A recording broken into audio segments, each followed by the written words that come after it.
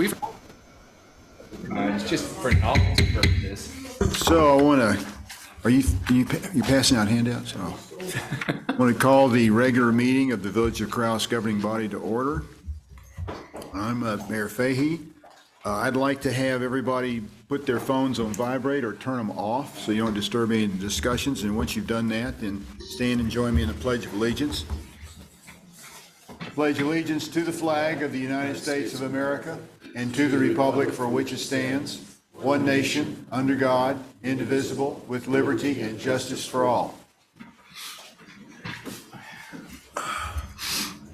Councilor Miera. Here. Councilor Woolman. Here. Councilor Knight. Here. Councilor Burkett. Here. Councilor Murray. Here. Councilor Alsobrook. You might be muted. Here, I am here. I am here. The man in the suitcase. Okay, so has everybody a chance to look at the agenda? Yes. Take a quick peek, and once you have, I need a motion to approve the agenda. So moved. Second. And I have a motion to approve and a second. All those in favor signify by saying aye. Aye. Those opposed, no. Ayes have it, so the agenda is approved. We're going to have a presentation, update on the capital outlay funding awarded to the Village of Corrales from Larry Horan. Oh, before we do that, I'd like to recognize Kathleen Cates in the back there with our lobbyist, Larry Horan, who's going to come up now and talk to us about the legislative funds that you got for us. Thank you, Mayor. I appreciate that, although I didn't get anything for us. The legislators really were very supportive of the Village of Corrales' Well, good. projects this session, as was the administration. So thank you, Mayor, members of the council, and I'll just briefly touch on the session in general, and then, as you know, I'll go as exhaustively into the details of the weeds as you like, or stay at a high level for you. But coming into this session, a 60-day legislative session, we had 17 new members in the House of Representatives, and we also knew we were going to have new leadership. And so we had a brand-new Speaker of the House, which means there were new committee chairs appointed on the first day of the session in the House of Representatives. And we also had brand-new leadership in the minority in the House. And so the fireworks, of course, began on the first day of the session and then never really stopped. Javier Martinez was elected to Speaker of the House of Representatives. And the first order of business is when he named committee chairs, he removed Patty Lundstrom, who had been longtime chair of the House Appropriations and Finance Committee, from the committee and as chair of the Appropriations Committee. And so we knew kind of from the beginning things were going to be very different. I'll just touch on this very briefly. The House had been very contentious and partisan going in after the last session under the old leadership. And so we didn't really know what it was going to look like with a whole bunch of new members, a whole bunch of new people on committees, and with the new Speaker of the House. Cutting to the chase to the end, the House actually works very effectively together. I wouldn't say necessarily always bipartisan, but much less partisan in long debates, 24-hour sessions, big floor fights. And so it was a very different atmosphere in the legislature this year, particularly in the House. One thing that made it easy was they were looking at $3.6 billion in new money. And so although for advocates sometimes it's harder when there's more money, they don't fight quite as much when you have a lot of opportunity for spending lots of dollars for the state of New Mexico. And when I say $3.6 billion in new money, that's out of a budget of about $9 billion. So you have $3.6 billion, $9 billion. Those are record revenue levels. We've never seen anything like that before. And so a lot of what the challenge was is for the legislature to figure out how to spend that money responsibly and effectively and appropriately without using too much of it for recurring revenues, because most of that money and that new revenue is coming from an oil boom from the southeast part of the state in the Permian Basin. And we know, and those who've been around and been in the legislature, Councilor Miera, you've seen, I don't know how many boom bust cycles you've seen. I've been through two significant ones in about the past 15 years. And so the legislature knows that we're going to be in a bust cycle sometime before too long, because if history bears as it has in the past. But for us, we had a good session for the Village of Corrales, because out of that $3.6 billion, they had about $1.2 billion to spend in capital outlay. funding for capital projects. And so that's what a primary focus that we had going into the session. And the challenge, frankly, with capital outlay, it's just a math problem, because the way you receive capital outlay, there's 3 pots of money. One comes from the governor's pot, and she gets a third plus. They usually take a third. They take some off the top. They get a third. She usually scams a little bit more.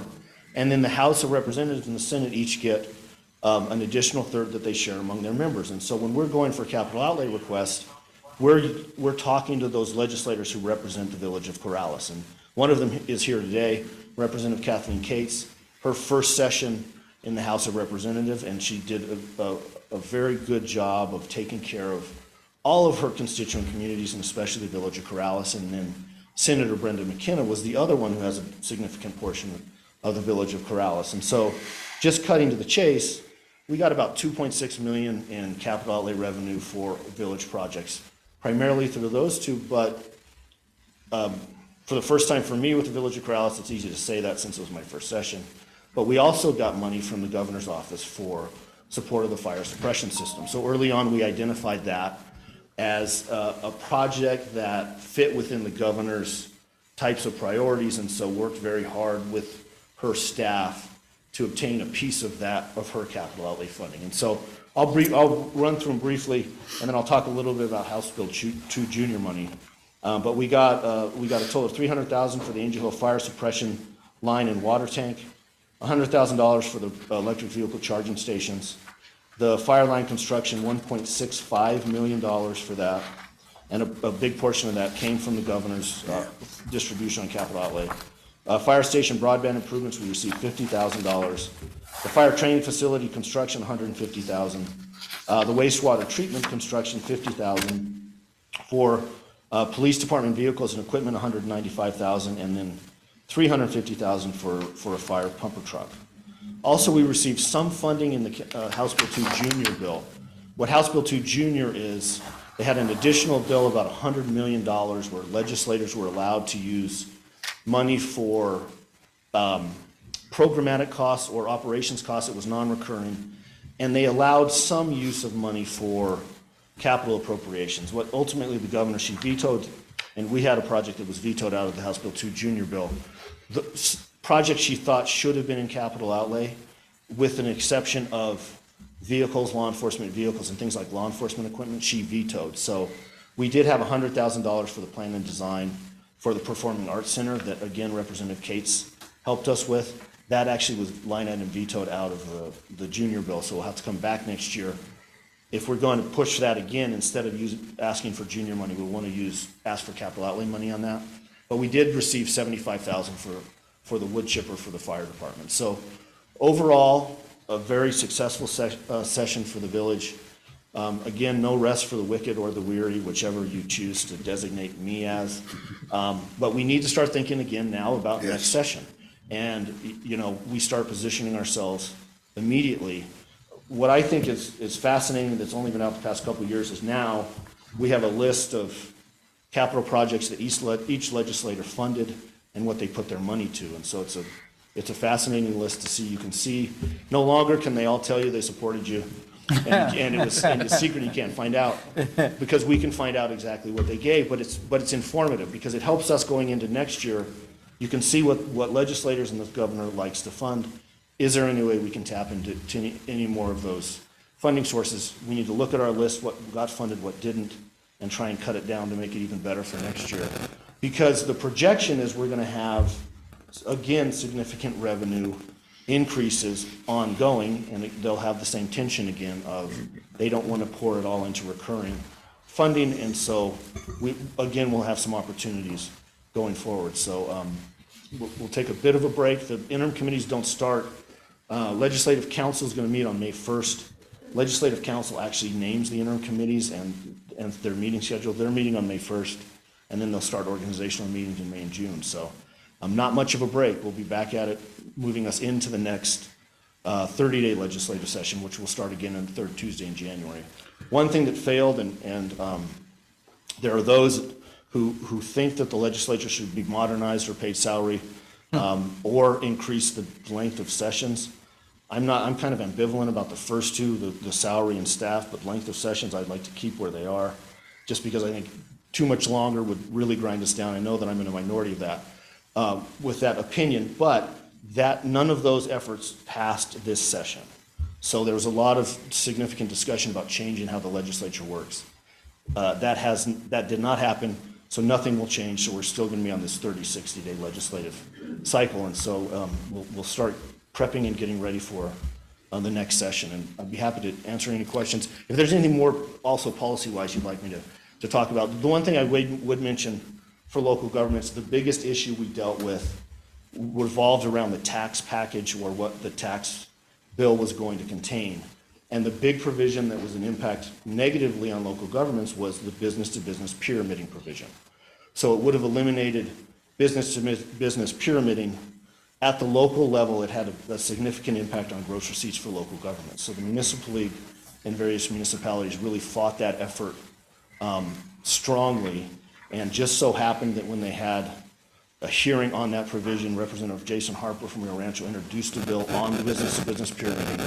It also happened to be Municipal Day, and so there were municipal officials from all over the state who testified in opposition of that bill. So the efforts of the municipalities were successful to keep that out of the tax package that ultimately passed. So that was the biggest local government standalone issue that we dealt with as well, and that did not get included in the tax bill, although most of the tax bill, the governor line item vetoed almost everything in it other than income tax rebates and film tax changes. So with that, I stand for any questions or. Do you think that'll come back, the pyramiding? Probably, although, Mayor, and it was Representative Harper was really pushing it, as was the administration.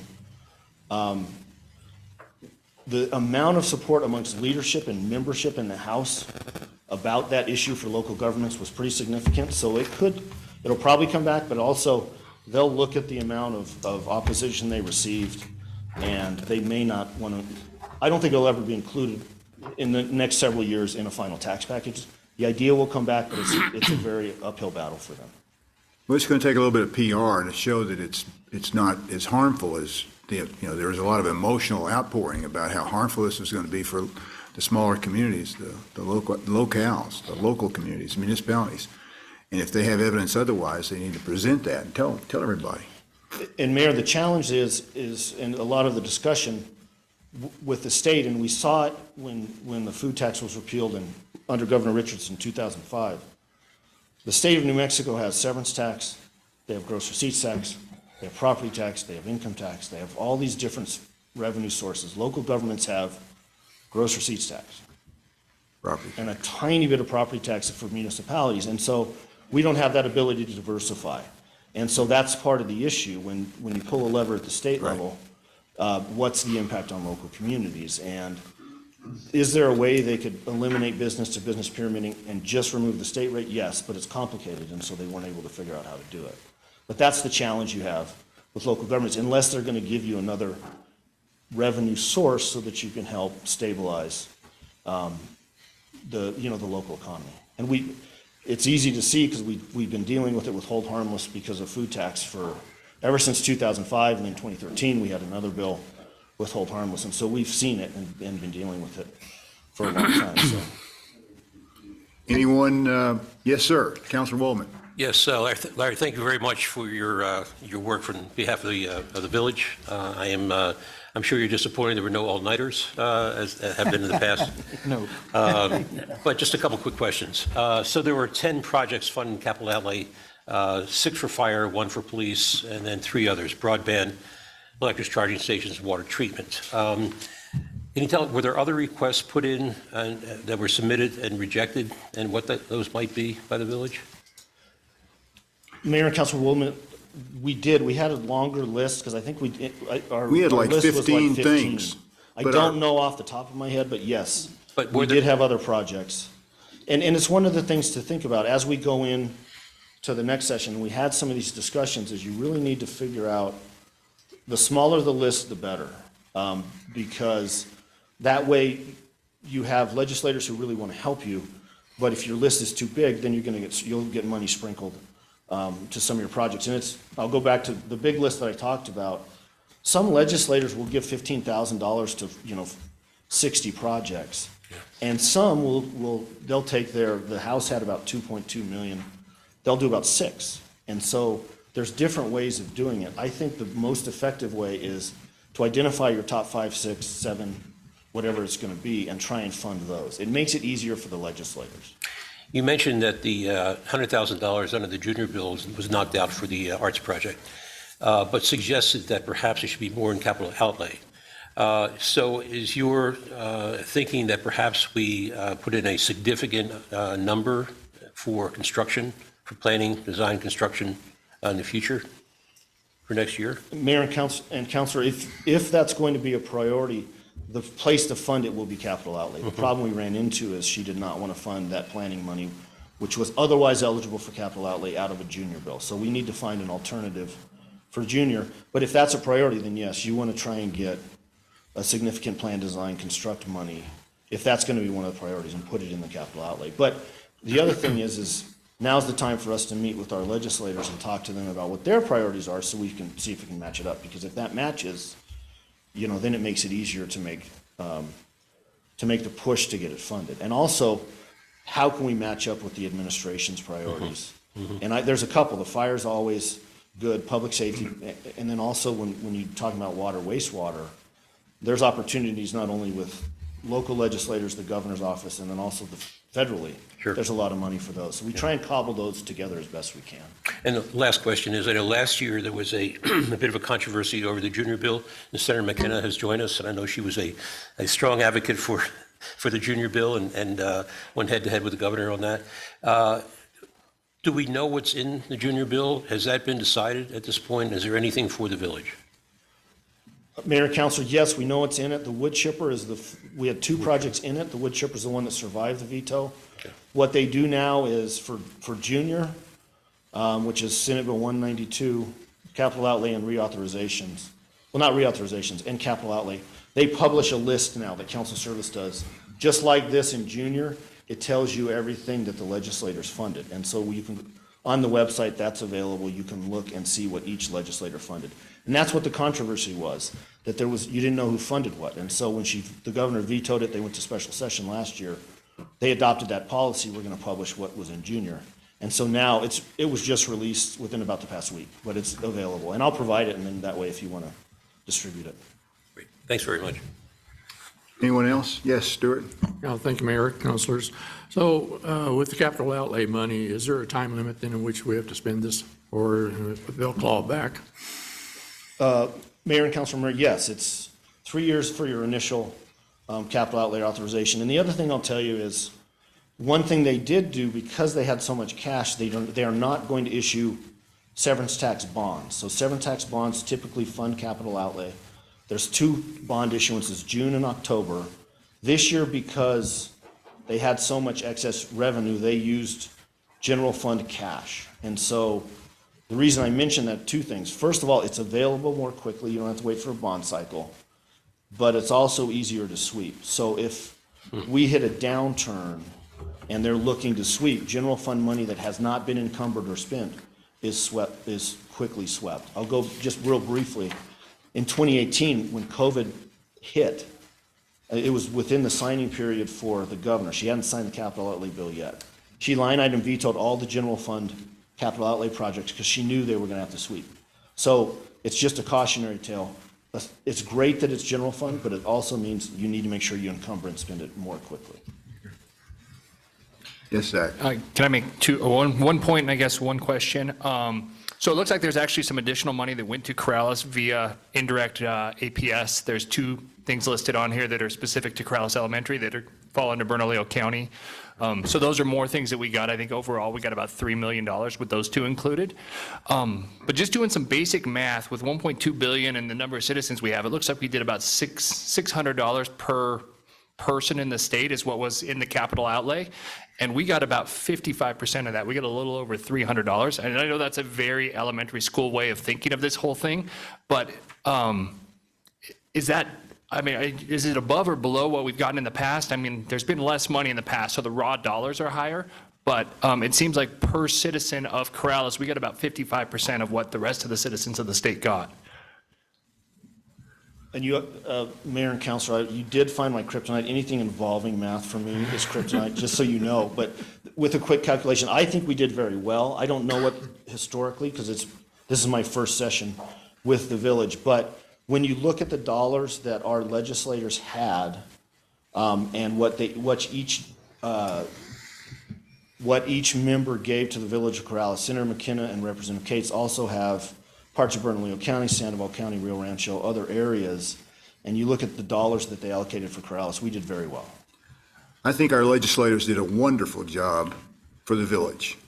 I think what you just said is sort of like looking a gift horse in the mouth, Agreed. okay? I think we should be very pleased with this. And as I've told Anthony, said we need to get moving, because I'm concerned also about, clawbacks and losing the funds. And we're as close to being shovel-ready with some of the fire suppression systems as we could be, given, the situation we had as far as funds available. So, no, I think we're going to have an enjoyable time trying to spend this money before the 3 years runs out. Yes, sir, Councilor Mira. Thank you, Mr. Mayor. No, I couldn't agree more. I think they did a great job understanding what they had. And the fact that they had more money, that really turns into an whole lot, because people come out of the woodwork when you have a lot of money. When you have very little, it's really easy to say, no, I have no money, and they go away. But, and not everybody goes away, but I think they did a great job. But what I wanted to say is that we understand that next, and we tend to forget that, it's going to be a 30-day session. In that 30 days, they got to come up with a budget. They got to get that budget out of the House within a week and a half, and it's over to the Senate, and then the 30 days is gone. And so, but with that in mind, it's a couple of those bills that you talked about. The fact that she vetoed some doesn't mean that she's necessarily going to veto. That might be on her agenda next time around, because she says she passed them and it wasn't the legislature that passed them. You can get used to that one from the governors. No matter what governor it is, it's going to be, they made that decision and put it, the same one that they vetoed is the one that they're pushing now. And that's probably going to be that same situation with regards to what we talked about earlier, that 30 days to 60 days, you can't introduce those kind of pieces of legislation in a 30-day session. So, but the governor decides maybe they want to do that, that'll be on the agenda. So you can know that they're going to pass it if it goes the way it's supposed to be. But overall, I think the money coming back is really good. But I think if you take a good hard look at those monies that we now consider to be junior bills, that's just cash dollars. And so we have to be very careful about which ones we put there, because if we cannot spend those quickly enough, they become veto, property. It's going to be real easy to veto that sort of thing. So, Councilor Woolman, you asked about the other capital projects that we requested. We did focus on fire suppression. I was asked by a member of our legislature, or representatives, what was my top priority, and it was fire suppression. I said, if you put all your money there, that's what we wanted to get it done. I mean, it's going to cost a lot. We were looking at something like $3 million total. So, and they did that. They got it for us. Yep. So we can move on now to the next thing, which could perhaps be, and we've talked about this, the Arts Center. It's a big ask, and we wouldn't be asking a lot of little asks. We would be going for the big bucks. And we can start working on that, as soon as possible. Any other questions? Larry, I thank you so much. You did such a wonderful job this year. Thank you. Thank you. And I want to thank our representatives who did such a wonderful job too. I really appreciate it. And I think everybody in the village appreciates it. So now we're going to hear from Angela Gutierrez of Corrales Main Street to give us an update. Good evening. Now you can take the microphone out of there if you want to. I think I'll leave it and I'll just. Okay. You just look uncomfortable bending I know. over. Thanks, I'll try to project. Okay. But good evening. Yes, thank you all for having us tonight. Sue Evett, Corrales Main Street Board President, is here with me as well.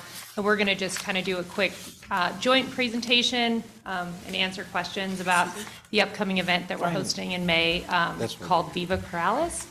So I was going to let Sue talk a little bit about the Arts and Cultural District authorization, what it is, and just kind of touch base on that because it's very relevant to the event itself. And then I'll talk a little bit about the structure of the event, and we can answer questions. So, good evening, Mr. Mayor, councilors, and administration. Thank you for hearing us this evening. You heard me at the last session talking about how important the ACE Center is to anchoring our arts and cultural district. So I won't repeat that, but, and you also heard a little bit about the history and longevity of our efforts to get this Arts and Cultural District authorized. We are very close to full authorization. It will happen in this year, 2023. And that's very important to us because it brings significant resources to the village for collaborative initiatives such as the signature event, which we are calling Viva Corrales. We applied first, as I mentioned in our last session, all the way back in 2013. We applied again in 2018, and we were designated at the end of the year of 2018, and we began our startup process in 2019. And here we are now in 2023 because we had a pandemic that slowed down that whole process. We did a significant amount of strategic planning during that time to really get ourselves organized and make sure that we were focused and aligned with the priorities of the Arts and Cultural District and the village. So here we are today, talking about our signature event, which is one of the two last benchmarks for authorization. The first one I mentioned the last time is our cultural plan. It's an arts and cultural economic development plan. And we have already entered into a contract with capital outlay funding for that plan. We're well underway with the plan. And the last piece is to establish a signature event for our Arts and Cultural District. And that signature event will be unique to Corrales. And that was kind of hard for us because we already have Harvest Festival, which is a gigantic event that takes a lot of resources and lots of other events as well. But we were asked to establish a uniquely Corrales event. So we decided to do that at the beginning of the season of planting and to be able to showcase everything that happens during our season of spring, summer, and fall. And that's what this event will be. And Angela's going to tell you a lot more about it, so I won't steal her thunder, but I will tell you that it's a very important component of achieving our full authorization, and we will do that this year because we are hosting this event, and it's going to be very dramatic. It's I think, the most inclusive event that we've had for every single entity in Corrales participating, and I'll let Angela tell you a lot more about that. all right, thanks, Sue. I feel like it's important to just do exactly what Sue did and touch base on the Arts and Cultural District authorization. And there's more information about it on the New Mexico Main Street website at any point if you're able to browse that, because it does, give history on the process of the authorization and how it came about and really how it focuses on what's called the creative economy, as it pertains to economic development. And, obviously Corrales has a lot of unique components of the creative economy. And so that's why we are a candidate for this authorization. So Viva Corrales, it was a committee, a lot of work by a lot of people. And these are all representatives of different organizations that were willing to be on this steering committee. Other communities have a coordinating council, a designated coordinating council. And our structure is the Arts and Cultural District Committee. And so the event was sort of born out of a lot of brainstorming, asking about Harvest Festival, being told that's not unique enough. Other communities have a harvest festival. And so it kind of kicked back to us. And again, you know, it's sort of, the idea was to focus on the beginning of the growing season, everything that's coming up in the summer and the fall, sort of a showcase was the word that you know, we kept using. But to be able to invite organizations, highlight the businesses, you know, to participate as much or, you know, not as little, but not to make it an additional thing, but an invite to know this is an opportunity, you know, that will hopefully have a lot of folks coming from out of Corrales and get a lot of residents to come too. So the format of the event is going to be a schedule of activities at different locations throughout the village. There's a lot of content that's not included in the packet just because it's pretty extensive, but we, you know, that's gonna be a fluid document too as we get closer, like the refining of the details. But this map that was so generously done for us by Kent Blair it's obviously not a perfect map, but it's It's a Corrales map. it's a beautiful Corrales map, yeah. It reflects our culture, and Yeah. that's what the purpose of the Arts and Cultural District is. And it's like right even down to the map, you know, we've got a local person willing to contribute for us. So, and an art, you know, example. And then, so the content, the schedule for the day will correspond with the numbers, but each picture sort of represents some of the things that will go on at the different locations. And so the attendee can sort of decide which things and which activities they would like to partake in and explore a little bit. And the flyer that's there is a draft, but it does give, you know, some of that information. So, and then the other letter that I included is the communication that we sent to the businesses, as it's a little bit different than like an organization participant, if that makes sense. So, and I'm happy to email any of this stuff to everybody if you guys would like to see it, and details will continue to be updated on the website. So Not you too. it's a free event. There's not a charge for it, you know, and that was also something that was discussed pretty heavily, that this is not a fundraiser. This is a community event that we'd like to, you know, offer to everyone.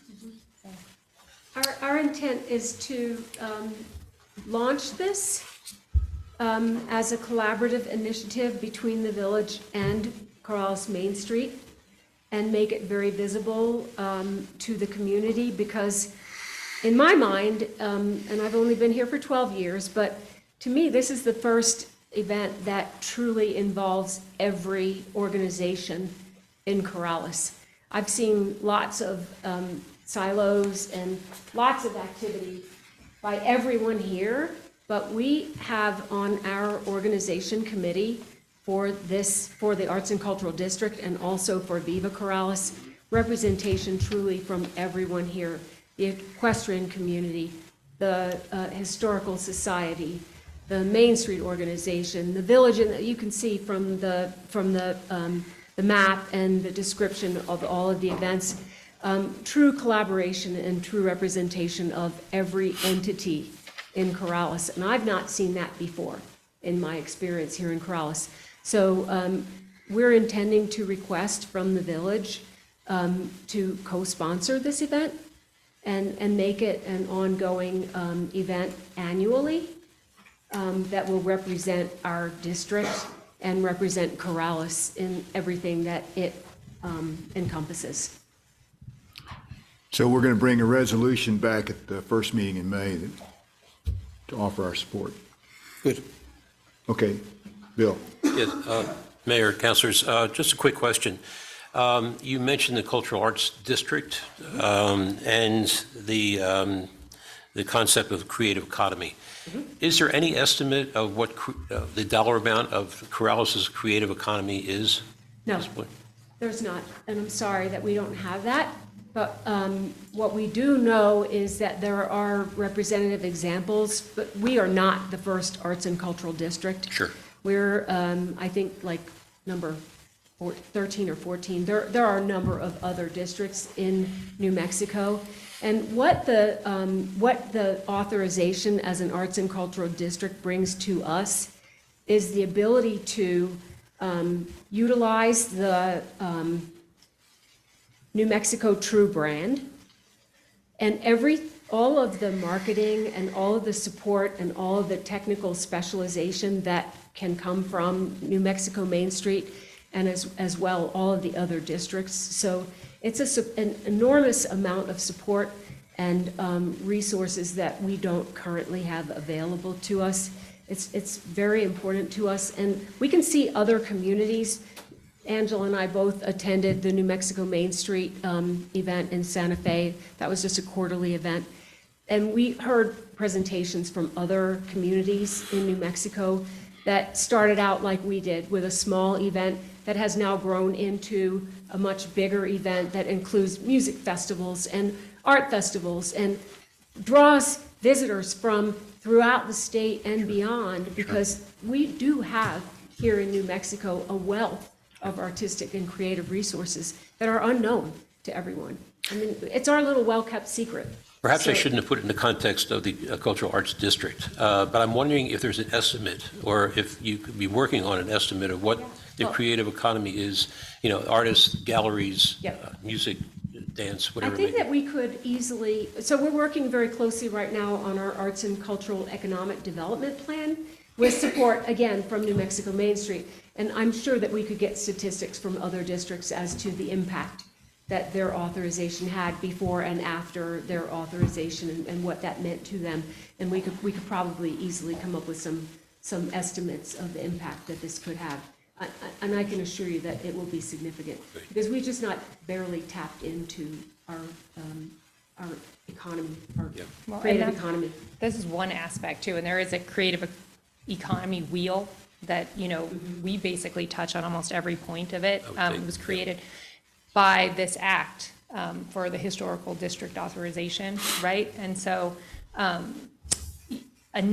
this is the tourism piece of it, but another piece of it that's really important is historic tax credits that become available, which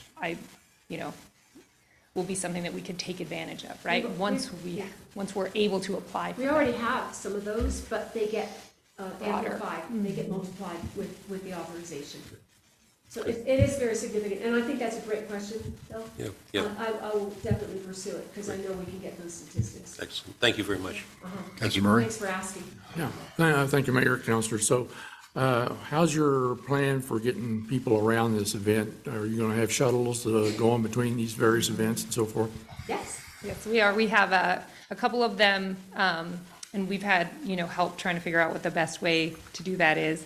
But because it's always an issue, the parking and the transportation, we have one shuttle that's going to be dedicated to a farm tour. That's actually a big part of this.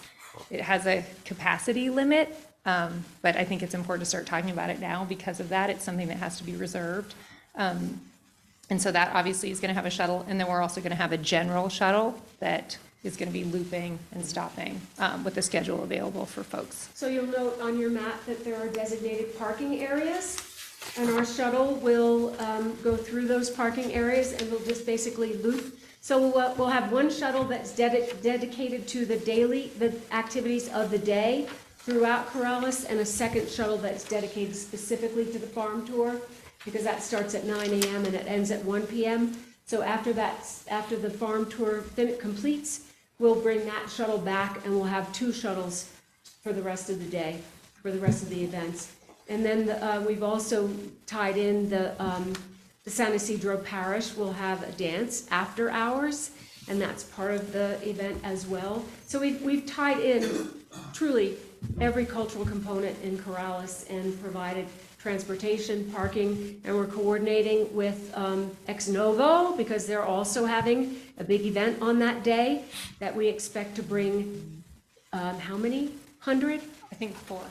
400 visitors. I don't know if to that, we don't know. Corrales. There's a That's- cap on that That's as well. their maximum, and we're thinking, so we're now talking with them about how are we gonna coordinate parking with them, with our event, and how are we gonna organize it so that we can move people around safely, and that we have places for them to park, and then we also have ways to move them around that they're not making unsafe conditions. So, on Corrales Mayor, Road. let me ask you this. Is there a way we could coordinate with Sandoval County and maybe obtain maybe some additional transit buses that we could use for shuttles? We can ask. Well, we have, We did ask it, but we would take a re-ask if there's any potential. But I think we were told not this event, but maybe in the future. But we'd be happy to re-ask if somebody wants to help us. or if someone has another way to ask, maybe that's, yeah. Well, we have more parking available too. Yes.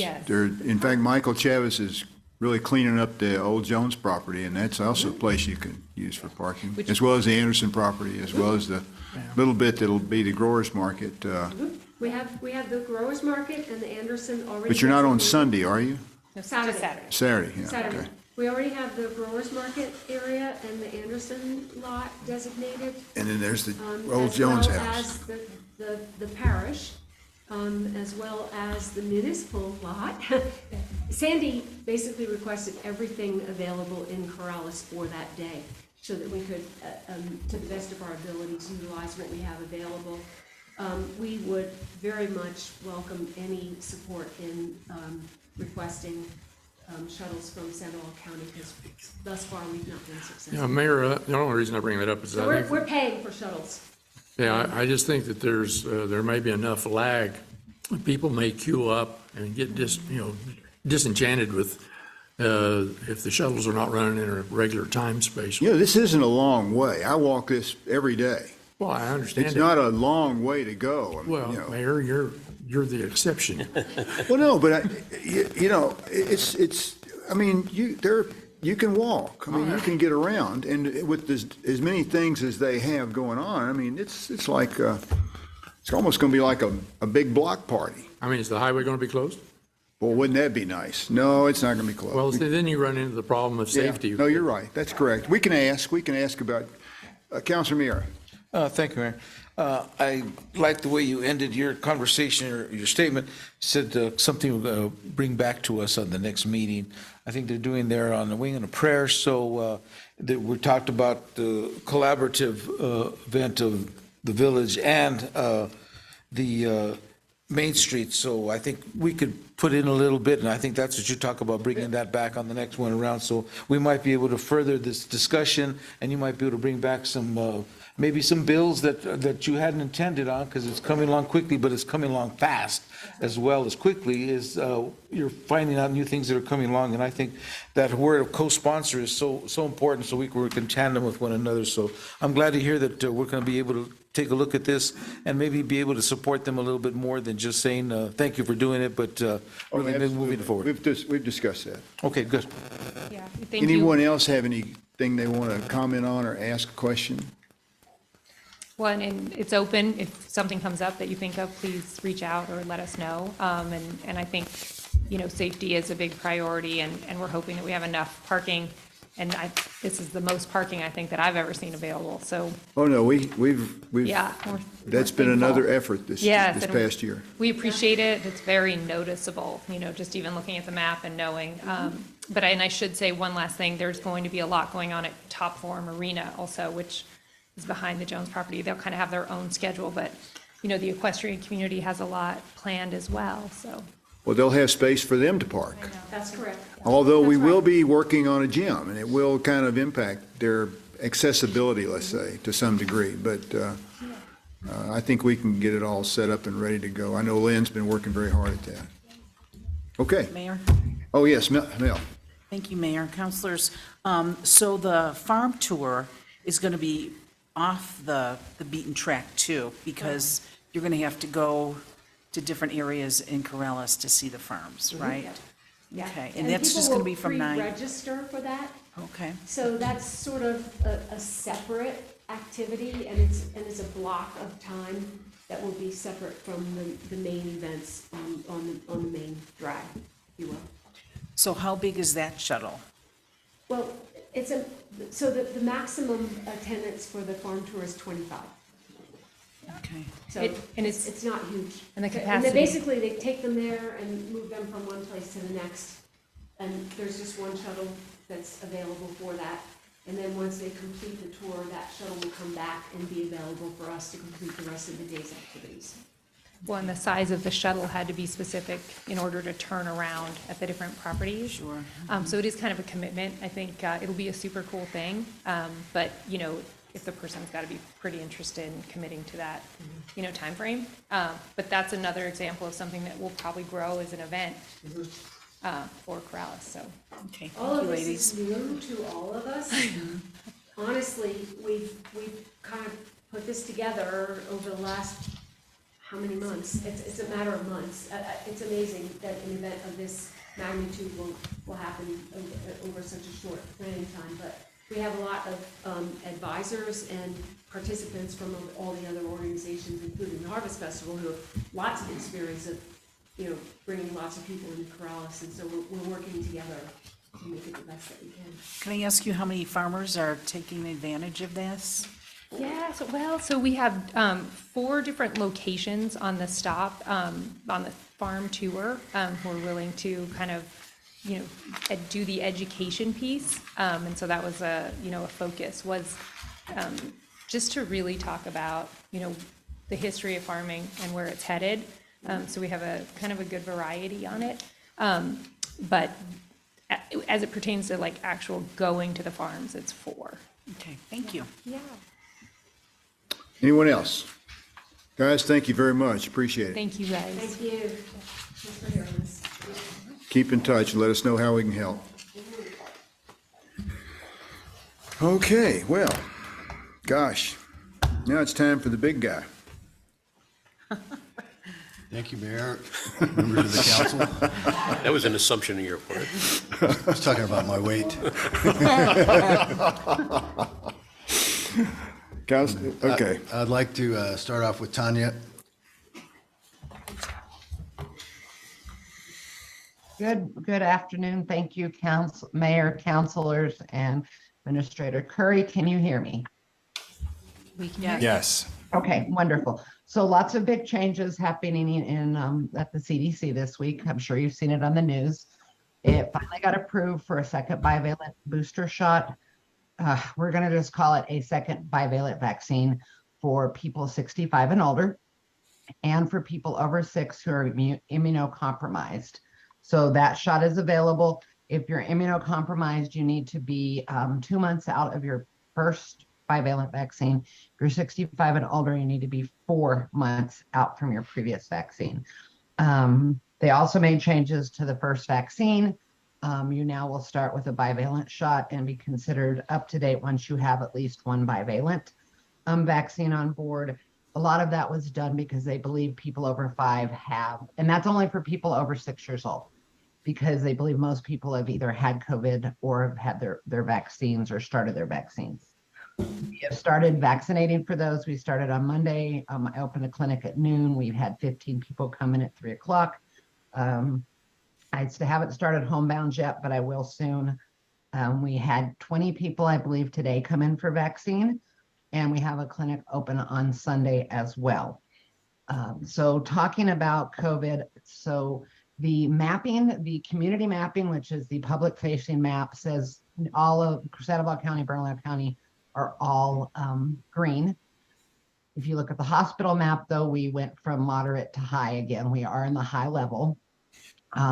CDC is talking about making changes to that map for healthcare personnel because they know that test positivity doesn't really, because tests are hard to come by, doesn't give hospitals a great amount of knowledge. So they're looking at making changes, but they haven't said what they're going to do yet. They're still funding vaccines, and I have been told that they are working on an adult uninsured program like they have for children, because over 30 million people in the United States are not covered by insurance and would not be able to access vaccines without paying cash once it goes commercial.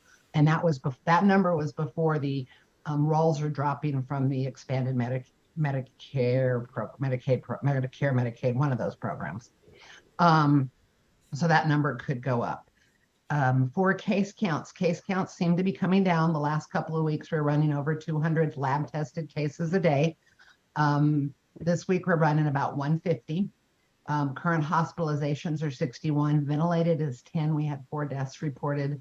and 151 new cases. Corrales has had 16 cases this month, lab confirmed.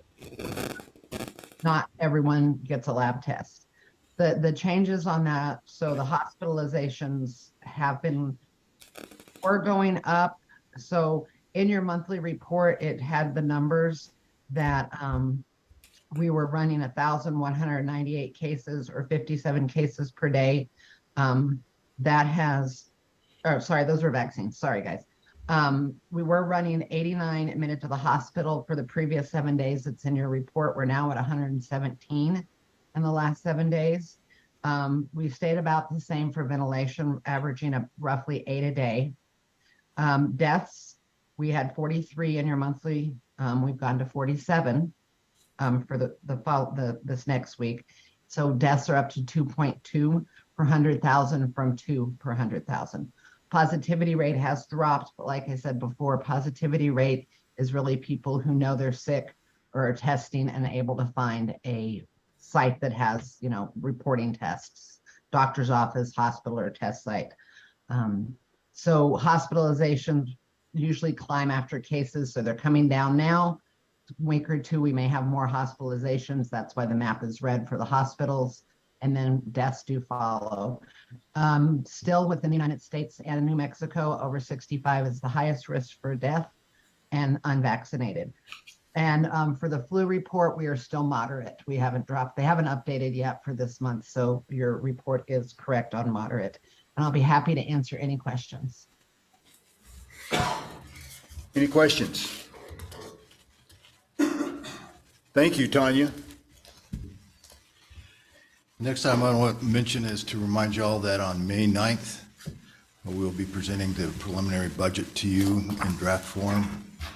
And it will be complete with a short narrative describing where we're going and where we're at. And then on May 18th, we'll be holding a work study session so you can really dig into this. We'll have all the departments heads here to answer any questions you might have. And we'll be looking for you to add anything that you think would be, or, you want to talk about adding it during the work study, but tend to think about what you would want to add or subtract from the budget. And you can get all those questions answered at the work study.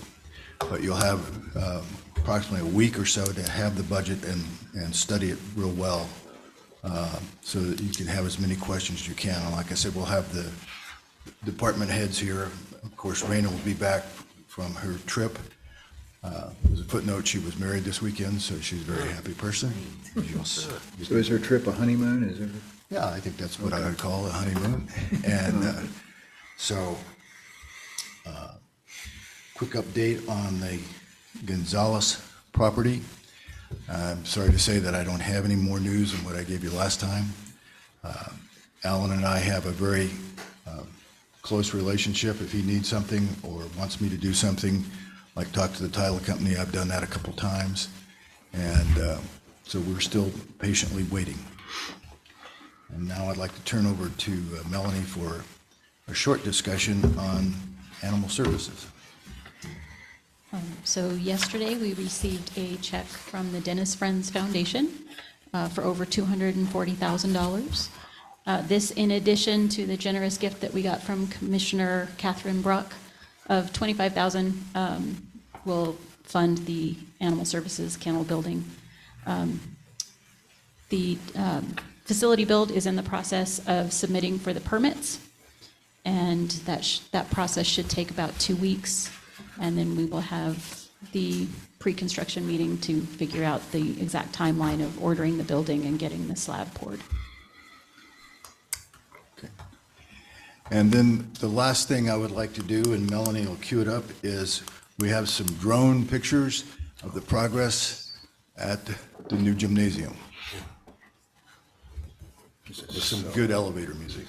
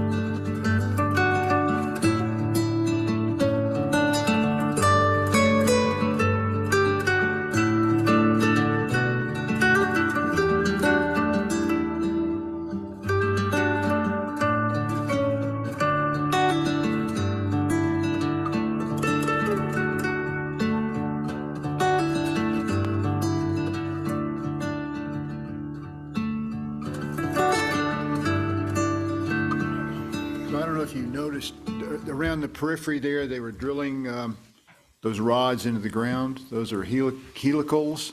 They're like, they're like augers. And they'll go down as much as 40 feet until they hit a certain torque. And they're going to put 56 of those in. They'll concrete those in the frames that you saw, basically, that they put around. And then they'll cover the flat area with base course, and then they'll come in, after they put in the electrical and the plumbing, they'll cover that with base course, and then they'll cover the whole thing with a concrete slab. So it's going to be well supported. And it's impressive, watch them do that. Yes, sir. Mayor, it's interesting, if you compare, it doesn't look that large. When you compare it to the size of the old gym, it's huge. I mean, it's really going to be very nice. Well, there's more in it than just the gym, but yes, it is much bigger than the old gym. Yeah, be nice. Yes, sir. Councilman Murray. Thank you, Mayor, Councilor. So, Ron, I have two questions for you. One is, Lynn having any problems finding lifeguards for this coming swim season? I think he's in pretty good shape from what I've been told. Okay. And the other one I have for you is, when we use the map and we pave roads, are we including striping with those roads? Is that included in the contracts? Yes. Okay. Okay. You finished? Finished. Oh, that was a good finish, yeah. Okay, so now we move on to Councilors Forum. And this section is for informational purposes only, not for discussion or debate, to inform the governing body of an issue or concern that would not be addressed on the agenda during the business session. Any counselor? Councilor Miera. Thank you, Mr. Mayor. I was asked to do a little presentation here. I'm going to read just a bit from Representative Cates. Every 5 years, members of the agricultural community are called upon to document their operation as a part of the nation's agricultural census, and we all know about the census. Information provided by each of us is used to tell an accurate story about the impacts of the agriculture. We simply cannot tell our story, and policymakers will make decisions with only partial information if we do not cooperate. So as of April 21st, New Mexico response to the rate of the 2022 census was just 38%. So encouraging everybody that is getting this and hearing this information to get out there, be sure and do your census, because it's going to come back and give us money and give them some support as well. Okay. Anyone else? Yes, Councilor Murray. Thank you, Mayor. So the Metropolitan Transportation Plan met last Friday, and out of that, we had what they call an out-of-cycle tip change. Right now, with the funding coming out of the state, the highest priority is the Montgomery interchange, and that has gone up to $235 million. So they think 165 of that will be construction, but it has been fully funded. The two high priorities is the Gibson interchange and the Rio Bravo interchange. The bridge over the Rio Grande on Rio Bravo. So those two items, those three are the top three coming out of the transportation infrastructure planning session. We also adopted the Title VI program. We updated that. It has to be done every 6 years. Also, we had a brief discussion about the TIP process through 2024 through 2029. And then there's another project that's coming up.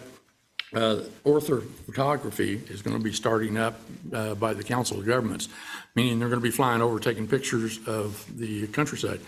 If we are having problems with our GPS and GIS matching, maybe we need to contact Mr. Cog and see if we can get some help from them to help with with our emergency services program and so forth. So you're talking about the addresses, the thing that I brought. So it turns out, I wrote that down somewhere, Melanie. What's that called? Three whole words or something like that? What three? What three words? Words, yes. I had all the words, I just had them in the wrong Right. order. So What three words? So there's a thing called what three words that apparently replaces the GPS coordinates. If you dial into, it's an emergency thing primarily. That's what it is now anyway. And our chief could probably tell us more about it because he had a meeting today. But it allows us to deal with it helps us deal with the emergency situation. We would still rather have the addresses correct, as well as the streets, because occasionally even the streets are incorrect. But yes, if they're going to be doing that, yes, we would certainly like to participate and get as much information as we can about where people live and in case there are issues. Yeah, I think they're going to be doing like 3D mapping, more or less, using aerial photography. Yeah. But I think it might be worth exploring. Okay, sounds good. Yeah, because we probably have 400 homes in the village that are incorrectly identified any place.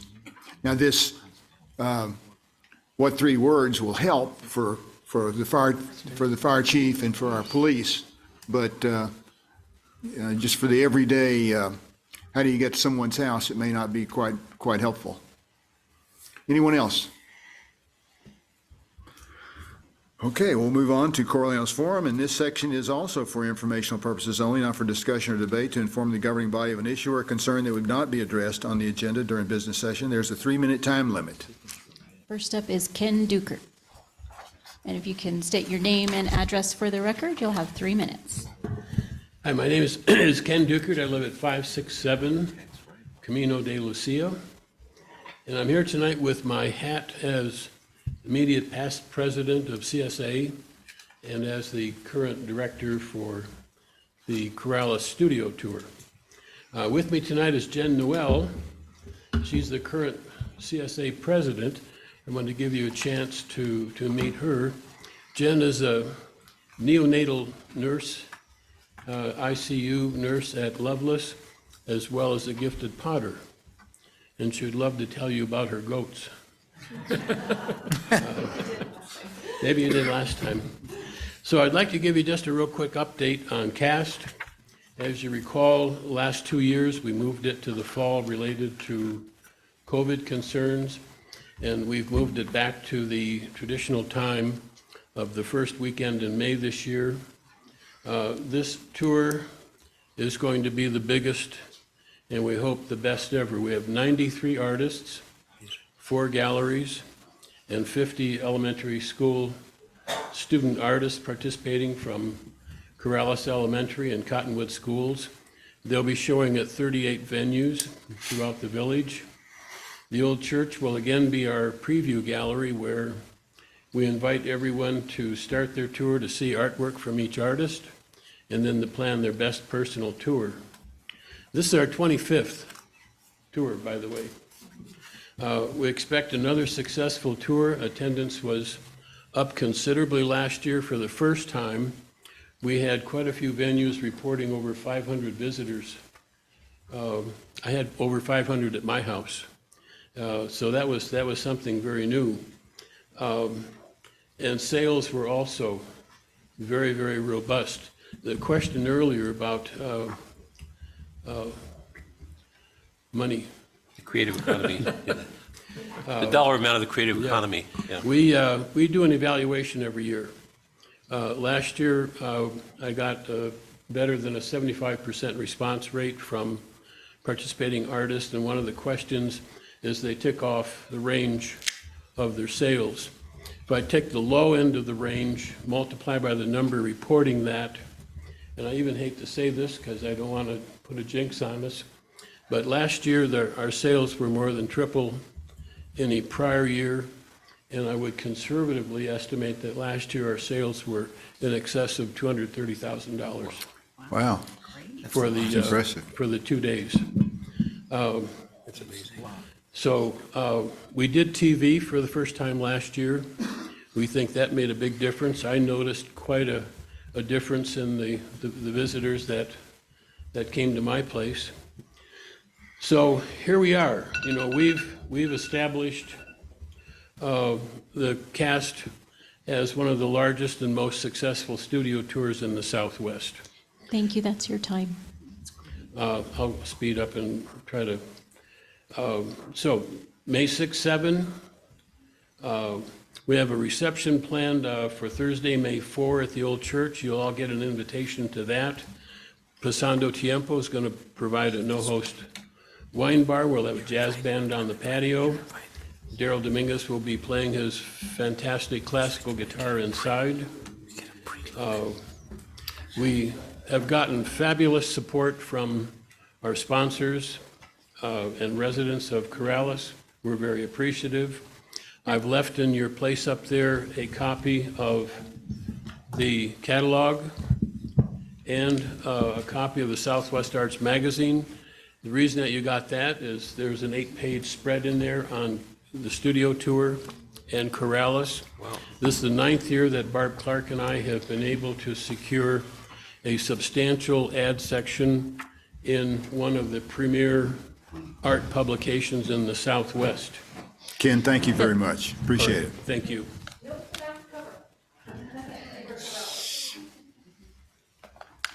Next up is Mr. Kurt Flora.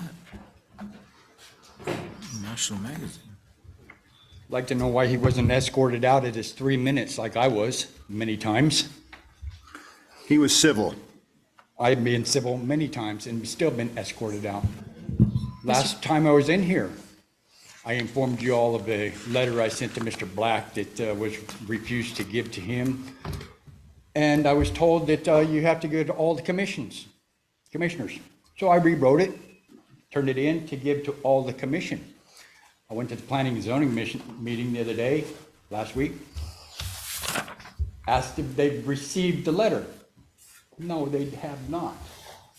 Only Chair Black received an email about the letter. The rest of the commissioners never received it.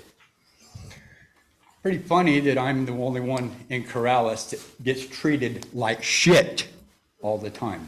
So it's okay to use the appropriate Yes, it medical is. term, It but is. don't It use is. that When term. when I am treated like shit, escorted out when my 3 minutes is up, boom, 2 minutes and 50 seconds, I'm getting out of here. Tonight, you guys are going into a closed session, correct? Okay, my wife has agreed to that closed session that you apparently are gonna go in and talk about. I'm not game to that because we should have never had to hire an attorney to begin with to fight the corruption in Corrales, okay? We shouldn't have had to hire an attorney to force the village of, go ahead and laugh about it, to force the village of Corrales to obey their own ordinances. When we hired an attorney to fight net versus gross, we won that battle, okay? We won that battle with no dedications to our property, okay? Our deed calls out a 20-foot road. 2014, from Corrales Road to our property was subdivided with a 20-foot road. On that deed includes our property with a 20-foot road, okay? We win in preliminary with the 20-foot road, and it's not on the meeting minutes about winning that 20-foot road. But we're bowing down to this corrupt village because you guys have ran us out of money. So when you guys go into that closed session tonight, think about, you guys, the agreement tonight is half of what it cost us. Not even half of what it costs us in our health, in our finances, and everything else. We're twice that, 3 times that, what we agreed to, what we've talked about, okay? It's unfair. I think it needs to be upped, okay? Personally, myself. My wife is ready to bow down because she can't stand this corruption going in Corrales anymore. You all know it. And you with your smirk and your laughs and everything else like that, you know it. Okay? Don't wink at me. You know it. You know this has been corruption. This whole freaking thing has been corruption. You violate your ordinances and you get away with it. You falsify documents, you get away with it. You falsify the meeting minutes, you get away with it. Thank you, Mr. Flora. And nothing has been done about it. Thank you, Okay. Mr. Flora. That's your time. Thank you, sir. So think about it when you're in your meeting tonight. Who's next? That's it. Okay, moving on. Consent agenda. Approval of the minutes for April 11th, 2023, regular council meeting. Approval of resolution 23-21. This is a bar. This is $175,000 from the court to contribute toward the parking lot renovation. Approval of reappointment of Amy Bell to the Tree Committee and Gail Chenoweth to the Library Board. Do I have a motion to approve the consent agenda? Mayor, I'd like to pull the 2321 resolution from the consent agenda. The bar. The bar, okay. Anyone else? Do I have a motion to approve the remainder of the consent agenda? I so move. Do I have a second? Okay, we have a motion to approve and a second. Any further discussion? Okay, all those in favor signify by saying aye. Aye. Those- Aye. No? John, are you on mute? No, I'm not. I said Okay, aye. I voted haven't been aye. hearing you. I okay. haven't said much so far. Thank you, Mayor. Okay. Councilor Murray. Thank you, Mayor, Councilor. So my concern is that when I looked at that particular account, the 201-1970 account from last year's budget, we only had $30,000 allocated.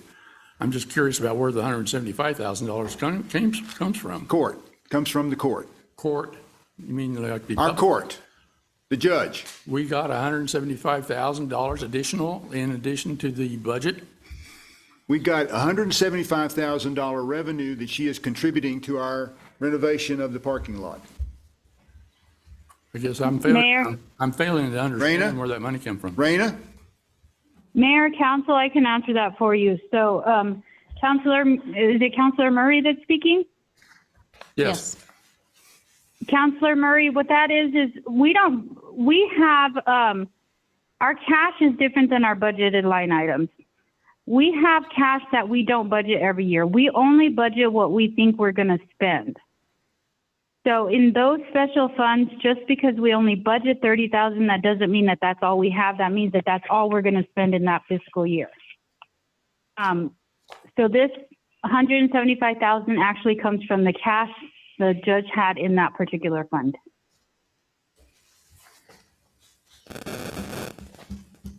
Okay, so how much more money do we have floating around that's not being accounted for? So this particular fund is not really ours. The judge can only use this particular fund for certain things like construction. It's very limited on what she can use it for. I think she saved herself. I won't even answer that question. She has a little bit left over in that fund, but again, she could only use it for like corrections and construction, and there's not much more than that she can use it for. So she had that money in addition to what was budgeted for her account then? Yes, this is a special fund. Her general fund is totally separate. Okay. This revenue comes from tickets and fines and fees that she gets. Now, isn't this also previous revenue? Yes, that's where the cash comes from, previous revenue. So it's much like previous revenue the village has. You budget from July 1st to, okay, you understand that. I understand that, but it just Correct. concerns me that there are monies maybe floating around that we don't know about. Oh, she has them. Well, I mean, I they're know she documented. does, but it seems like council never get aware of this, because then, like back in January, we approved over $300,000 in addition for salaries and for the Jones House demolish. And then all of a sudden, we have another $175,000 coming up, tonight for an adjustment. I had no idea where the money was coming from. It just seemed to me that this would have been a good budget item to talk about, and we're within a couple of weeks of doing the budget discussion. So it just seemed to me that right now, I was a little concerned about where that $175,000 was coming from.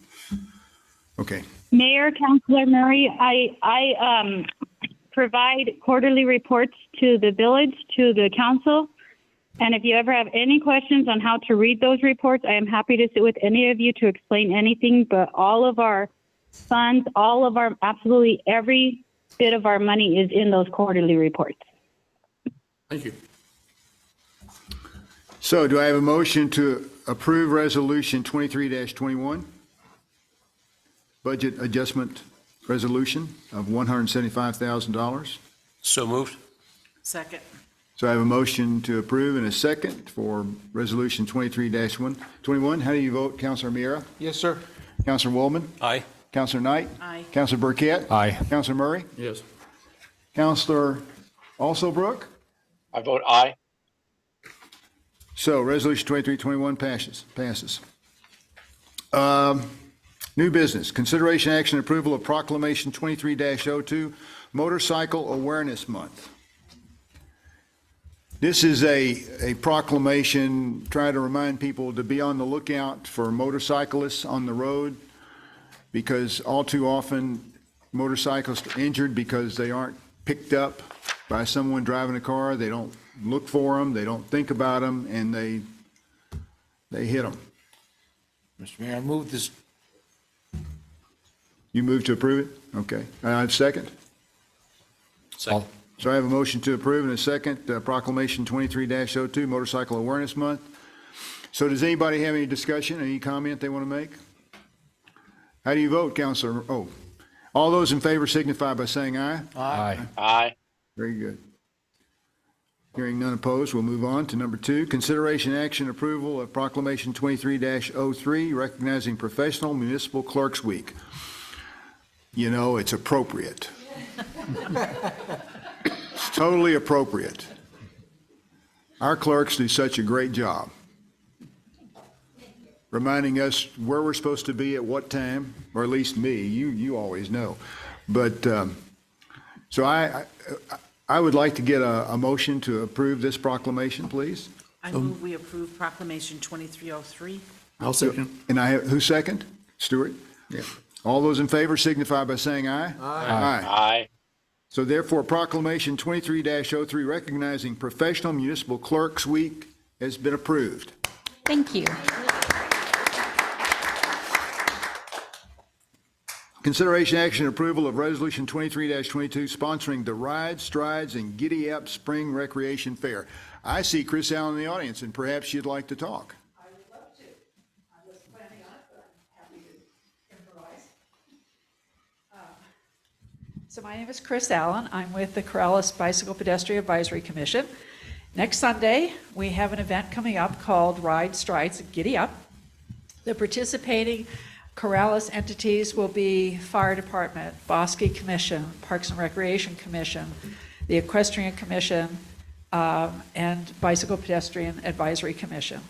And the sorts of activities we'll have, we have a noodle pony rodeo that Christina Savitsky of the CEAC has developed, and it will be teaching children how to work and how to pass horses on the trail. The bicycle pedestrian will have a dog trainer there to help advise people for the whole time from 10 to 1. The fair is going to be next Sunday from 10 to 1. He'll be there at our booth to help people with advice on how they can walk their dogs on the trail safely. Parks and Recreation will be there to talk about the expansion of the building. We've got the bocce ball people are going to be there playing. The pickleball people are going to be there playing. And we hope people will come out. We'll have a food truck if anybody gets hungry. Ocean Desert's going to be there. So we hope people will come out and learn what recreational opportunities are available in the village, and also learn how to do them safely. So if anybody has any questions. So you We'll can be probably giving away free bike helmets too. you can probably use the Jones House area for parking if necessary. It's right I up hope the so. way. Thank you. Because you know you're going to have a lot of stuff with all the building materials there. Right. We hope people will walk over from the growers market as well. Oh, absolutely. I mean, that's what So- I would hope also. Yeah. Right, right. But yeah, I forgot to mention I think we have about 100 helmets that we're going to give away Oh, wow. to children and adults, and we'll have a helmet fitting booth there. So, yep. So we hope this will be an annual event. Anyone wants to make a comment or ask a question? Yes, Councilor. Yeah. I was there last year, as was Councilor Knight. We may have spent some time together there. Her questioning me and me getting wrong answers on most of them. But it's a great event. It was really a good time. My son went with me. We had a great time, so I'm sure this year's going to be even better. Yeah, the Hot Flash drill team will be doing their thing in the horse arena too. Great. So they'll be, and we have Willie, the horse, who will be our horse ambassador, so people can come up and actually talk and hug a horse. So, Well, yeah, we're good. hoping we get multi-users talking to each other so that bicyclists know what horse people need on the trail and horse people know what bicycles do and so forth and so on. So it's an opportunity to communicate. Okay? So do we get a motion to approve this? I move that we approve Resolution 2322. Second. So I have a motion to approve and a second, and a motion to, and a second. Resolution 2323, approval of event application for, oh, excuse me, wrong one, 2322, sponsoring the Ride, Strides, and Giddy Up Spring Recreation Fair. So how do you vote, Councilor Murray? Aye. Councilor Burkett? Aye. Councilor Knight? Aye. Councilor Woolman? Aye. Councilor Miera? Yes, sir. Councilor Alsobrook? I vote aye. Very good. Thank you very much, Chris. Thank you so much. We couldn't do it without your support. We really appreciate it. Thank you.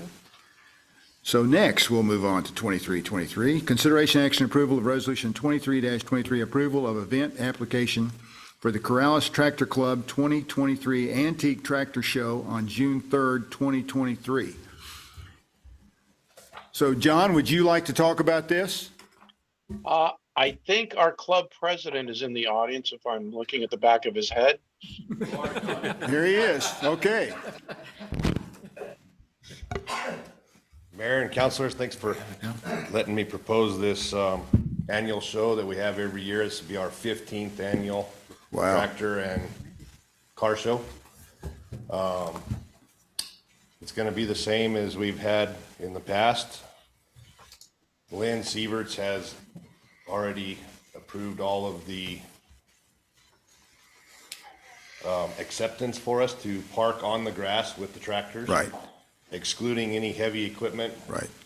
Food trucks, you know, anything like that. I guess we had some issues last year of some ruts that happened. We plan on having a band with some stages set up throughout the field and food trucks as usual. We're getting a pretty good entry list already, so. How many food trucks do you think you'll have? We're gonna have 4 food trucks with 2 of them being desserts, ices, drinks, things like that. So I'll say the same thing to you I said to Chris Allen.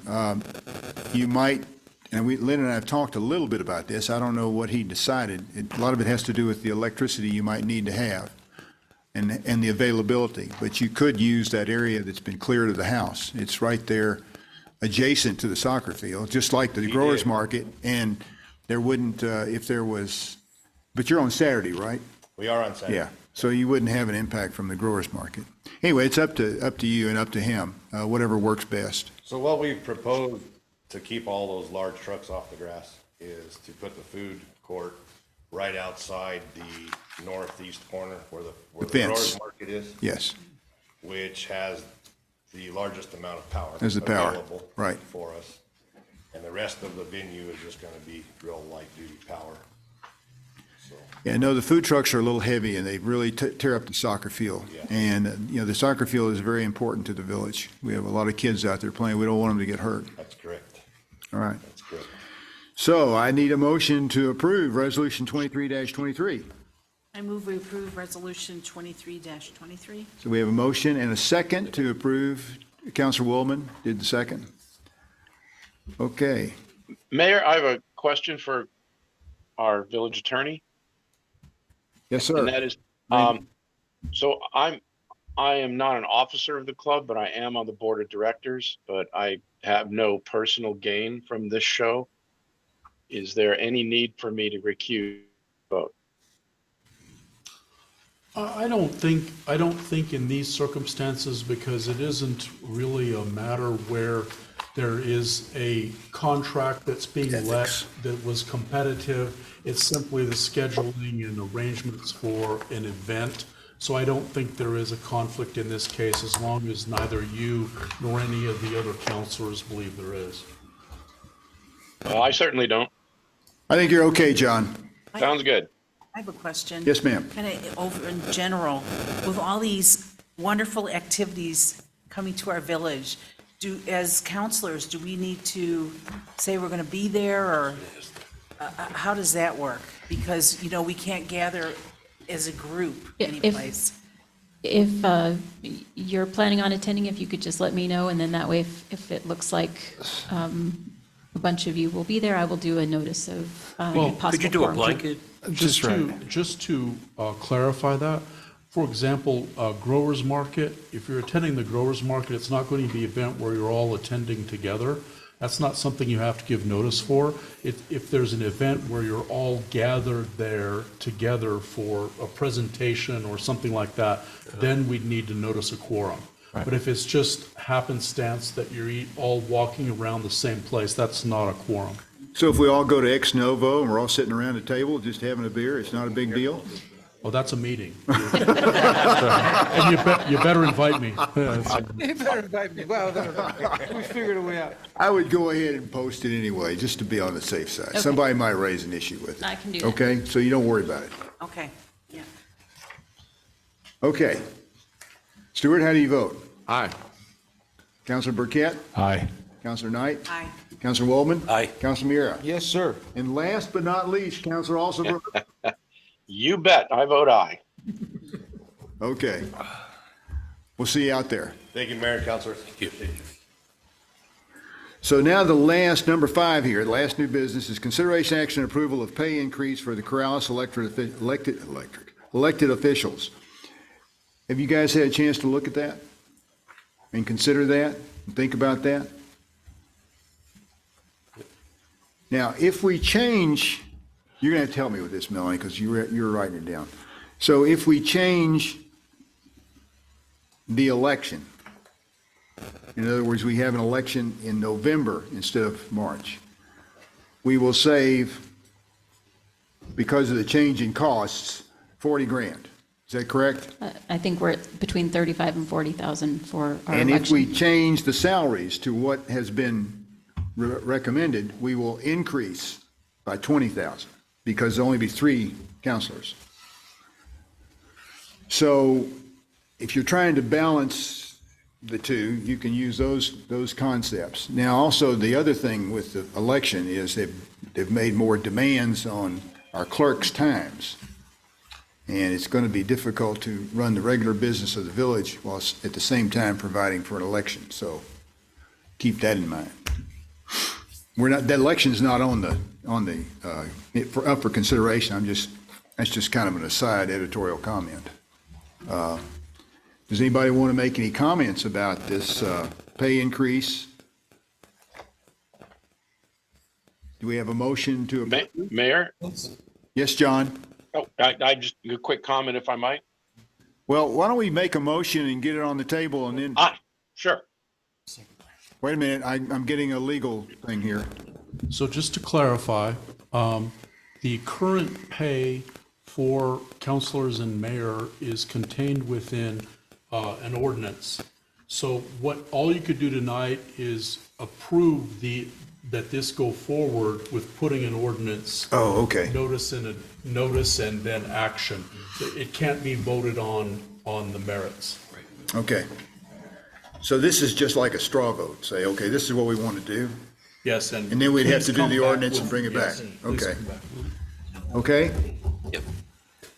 Okay, John, I guess I'll let you talk. I waited a long time before I had anything to say. My only comment is because of the proposed way to stagger the increase so that it goes into effect when a new official is elected or current sitting official is reelected. It has the unfortunate effect of creating 2 classes of counselors at one point in time, where one half the counselors will be getting the current $150 and the other half will be getting $600, and that will go on for 2 years. And so I find that just sort of basically not fair.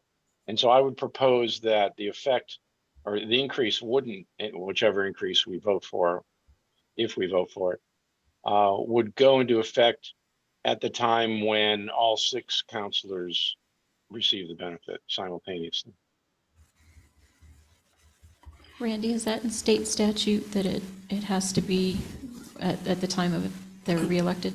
You know, I'll have to take a look at that, Counselor and Mayor.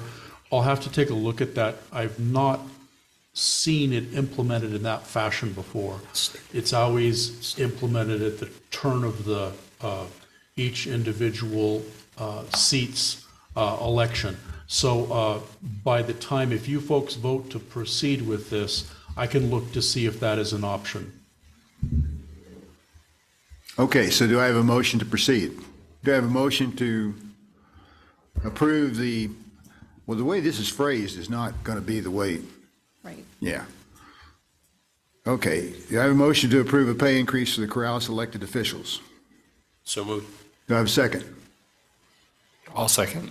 So we have a motion to approve and a second. I do have one comment. Yes, sir. So just looking at this, I think the mayor and, I mean, how you're doing the job as mayor, you're certainly doing more than twice as much work as we're doing as counselors. So that would be my one point to bring up is looking at these new numbers. If we go with what was suggested, I believe that you are doing more than twice the work that the counselors are and only getting twice the pay. And at some point, I don't know if it's ever a full-time job for somebody to be the mayor of the village of Corrales, but putting that salary at south of $15,000 doesn't allow that to happen. So it kind of limits our talent pool. Not that we didn't get from the very deep end of the talent pool already, but in the future, if somebody was to want to do that full-time, they couldn't on that. So to destroy your bubble, I am not doing this job because of the pay. That's stunner. And I really have, I like it here, and I like for it to do well, and I like for people to do well, and people to stay safe and healthy, and I like to provide things. I think it's really, really great when we can do stuff. That's my nature. For 30 years, that's what we did. You find a problem, you figure out how to fix it, and you fix it, you do it.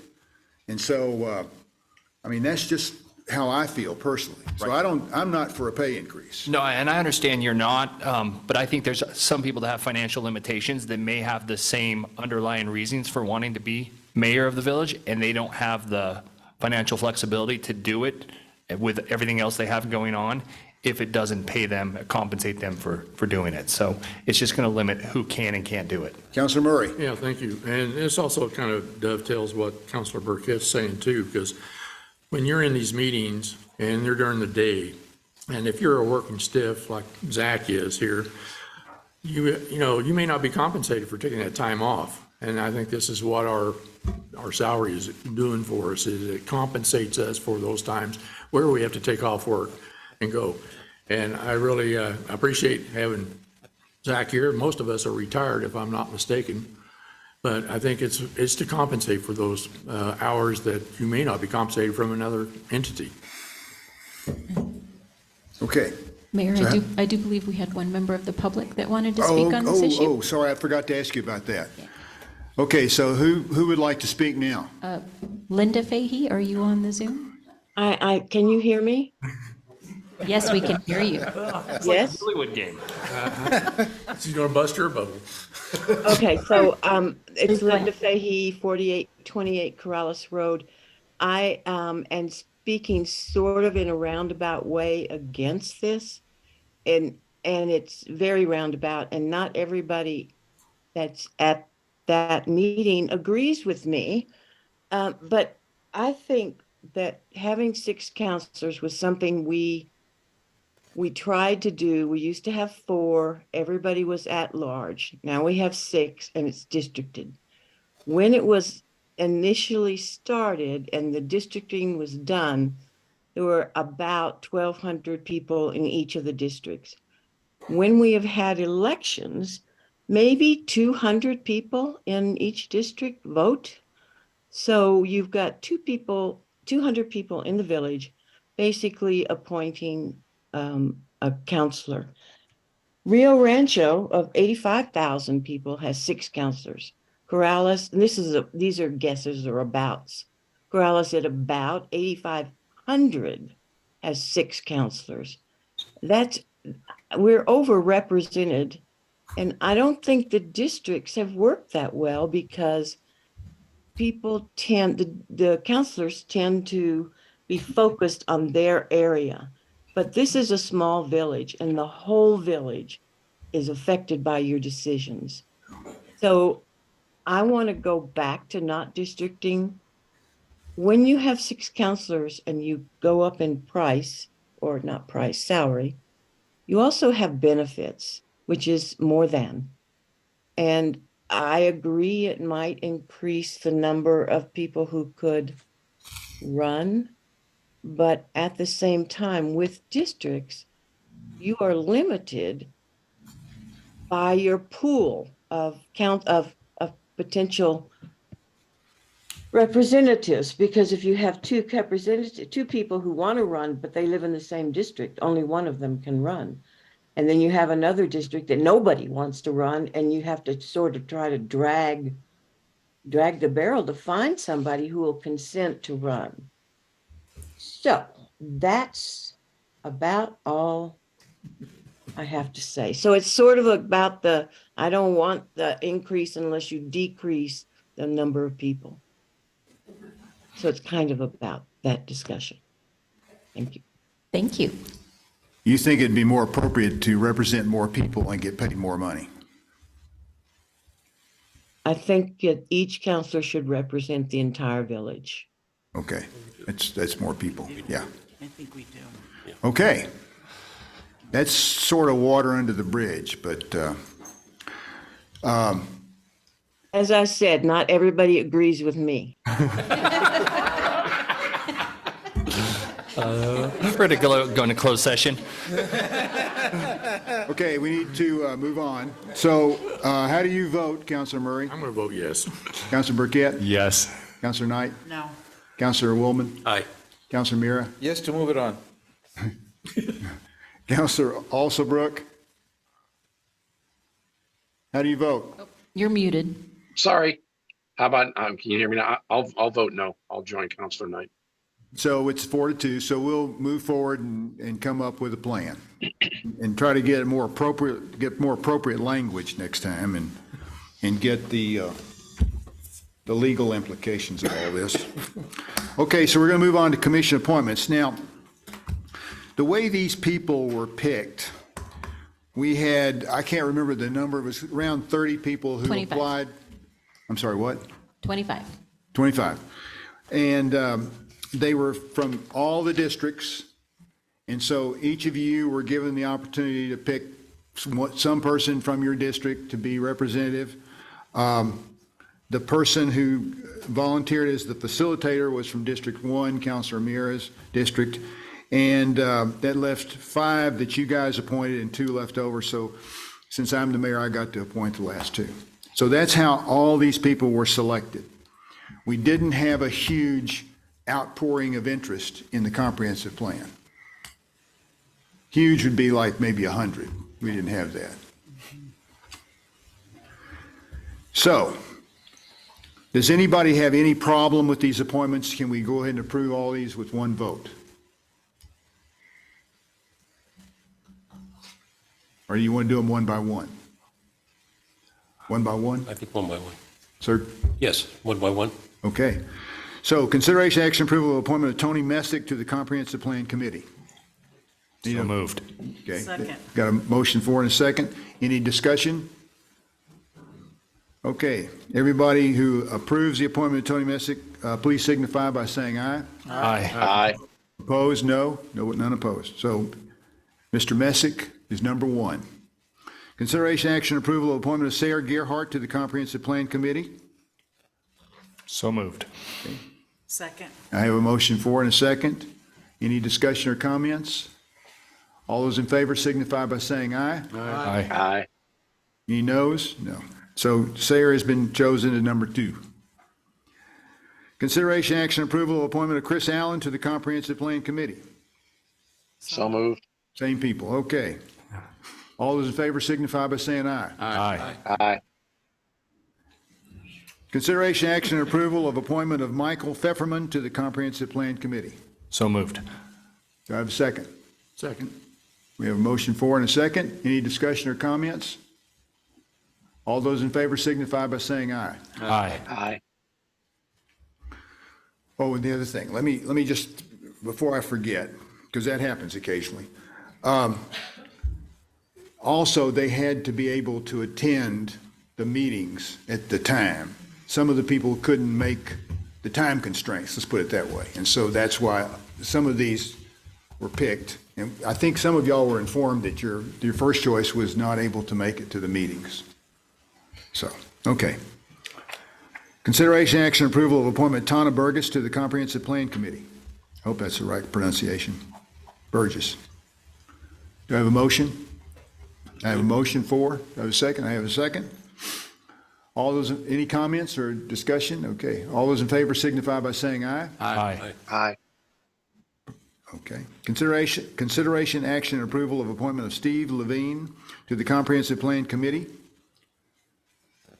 So moved. Do I have a second? Second. And a second?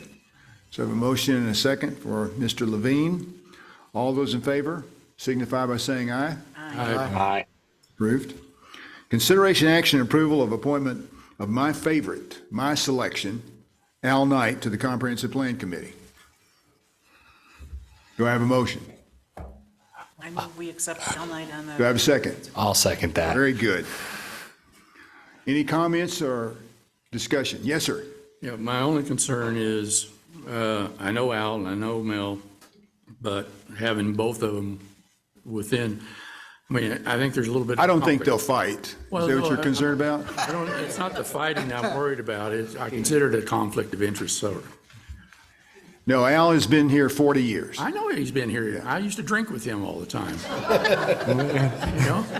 Oh, I'm not sure I'd admit to that. In the good old days, you know, before they passed all these liquor laws. I got you.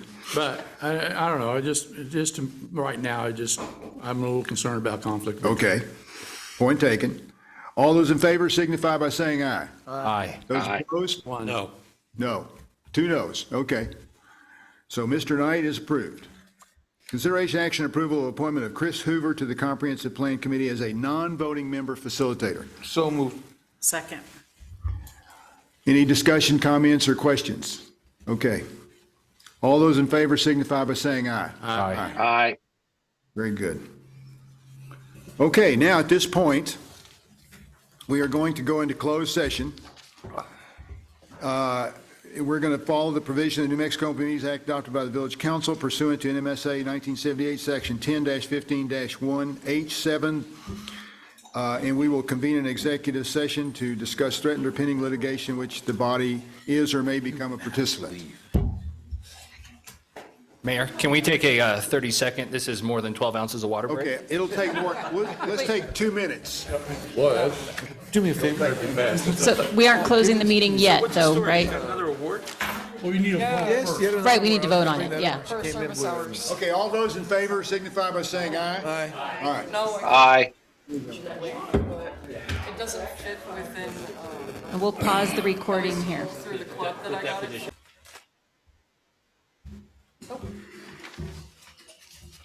There we go.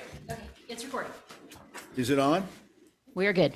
Well, so where's her voice? I mean, So I forgot to turn the microphones back on for the recording. you know, so- she also does the tape recording up at SCAFCA. Same voice. Really? Yeah. She gets around a lot, doesn't she? Yeah, she must make a lot of money. Okay, forget all that stuff. So I need a motion now to come back into open session. So moved. Second. Okay, so I have a motion and a second to come back into, out of executive session into open session following the provision of the New Mexico Open Meeting Act adopted by the Village Council pursuant to the NMSA 1978, Section 10-15-1H7. How do you vote, Councilor Murray? Aye. Councilor Burkett? Aye. Councilor Knight? Aye. Councilor Woolman? Aye. Councilor Mira? Yes, sir. Councilor Alsobrook? I vote aye. Mr. Audio, would you like to address our closed session? Mayor, members of council, and members of the public, my report on the closed session is we went into closed session under the exception of the Open Meetings Act for discussion of pending litigation. We had that discussion, and pursuant to the requirement of the Open Meetings Act, no action was taken and no other matters were discussed. Thank you, sir. Motion to accept. We need a motion to accept those comments, please. I make a motion, we accept the comments from the attorney. Second. Okay, I have a motion and a second to accept the attorney's comments. All those in favor signify by saying aye. Aye. Anybody opposed? I'm hearing no no's. It is accepted. The comments are accepted. Okay, announcement and future agenda items. We're going to do a work study to discuss parking lot design and other items on May 2nd at 3 p.m. Is that okay with everybody? Yes. All Do we right. have an idea of other items as yet? Actually, I don't. It's just not there. We had a request to maybe take a look at the short-term rental. Oh, that was, yes, I yeah. recall that now, yes. Possibly an update on how we want to proceed with the election, whether we want to actually come to a public vote on whether to opt in or not opt in. Can't think of anything else. You can email me and tell me what you would like to hear. Well, there are a There was couple of one other one issues that you that had. I, The what? I also wanted to have a conversation about just future bonding priorities. Sure. We can't bond yet, but. Yeah, we actually had a meeting with the bond attorney, what was that, last week, 2 weeks ago? And we're waiting for her to get in touch with the other attorney to find out what our capacity is Yeah, for I bonding. will So need as to soon as we have some more information from them, we will definitely bring it to you and let you know where we're at on that. so there were, Mayor, if I may, Melanie, there were two other issues that we had discussed. One were animal ordinances, where that stands, and also the research back from June 27th last year on Saucy Park, where that is. So I don't know if that's ready yet, or if that I could don't be. think we have an answer yet on Saucy Park. Not quite yet. I know Randy was pretty close. Yeah, we're putting together our final recommendations on Salsa Park and the path forward. And then we will have a draft, and I would propose that on the animal ordinance, that we then set that on this agenda soon for review of the draft. Ordinance, okay. The next meeting, perhaps? Ooh, we'll look. Yeah, Yeah, the I think agenda, the crowding of the agendas is an issue, but we'll work on. I know May It'll be 9th is soon. already pretty packed, so. How about liquor license, or 300 feet? Yeah. Same thing, we have a draft, and we'll introduce that for discussion at one of the upcoming meetings. It's, the main issue is how to properly craft the criteria to decide whether to waive the 300-foot requirement or not, as we discussed previously. So we have a draft of what that criteria would be. You guys can look at it, and then we bring it back for final action. Okay. So we have a village cleanup day scheduled for May 6th. Budget workshop, May 18th at 4. We're going to do an ordinance for the zone map amendment for the Anderson property on May 9th. Yes, on May 9th, it'll be the approval to publish and post notice Right. of the ordinance, and then the approval of the ordinance will then be the first meeting in June because of, And then we want to do an Deadlines. ethics presentation. So we had an ethics presentation up at Skafka by Branch. What's her name? Margaret? Rebecca Branch? Margaret Branch? Rebecca Branch. Okay. She's an attorney, and she does this, I think, now through the New Mexico Municipal League, right? Well, I think she's deputy secretary, deputy administrator of the Ethics Commission. It answers a lot of the well, like, for example, the question that came at night, when is there a conflict? She's got a very common sense approach to it. It was very well done. It takes about an hour, and then I think we ended up spending a half hour on questions. So it was good. And she's, she talks in regular English, not legalese, No offense, Randy. I know. Yeah. Will Randy even know what she's saying? I think Randy knows what she's saying before she says it. Mayor, one other thing, too. Yes, sir. I'd like to, for a future agenda item, is to get the Planning and Zoning Commission and us in a work study to talk about just things in general about the land use, and maybe, I'm hearing some scuttlebutt, and I'm not sure I like it, but it may just be rumor and innuendo. But anyway, I think we ought to have a discussion with the commission about how they function and how we function, and also the do's and don'ts within the commission, maybe, there's some things that I'd like to just discuss in general. So, we could also deal with short-term rentals in that time frame. I mean, when you do That that. might not be a bad idea because I think we need to change some things there, obviously. So what's your scuttlebutt? Yeah. Well, I heard that there was some conflict outside the commission meeting list last time. You mean like punching? Damn near close to it, yeah. Well, it's either punching or not punching. Well, it's get in your face type punching, Well, it's. that never bothered us in Texas. I know it may not in Texas, but given the times now, you can be sued for getting in your face, Okay, all right. I just think that there's been some attitudes displayed outside the commission meeting, but I mean, it's outside the commission meeting, but I think we just By need the commissioners or by other people? other people. I mean, Stuart, I think that's a good idea. We can do that and try to preach civility if you need. Well, But it's not necessarily the commission that's the problem. No, I understand, but what I'm trying to get at is when I was on commission, Attorney Appel used to come in and give us a 1-hour session, basically, the do's and don'ts legally. Give me this and I can defend it.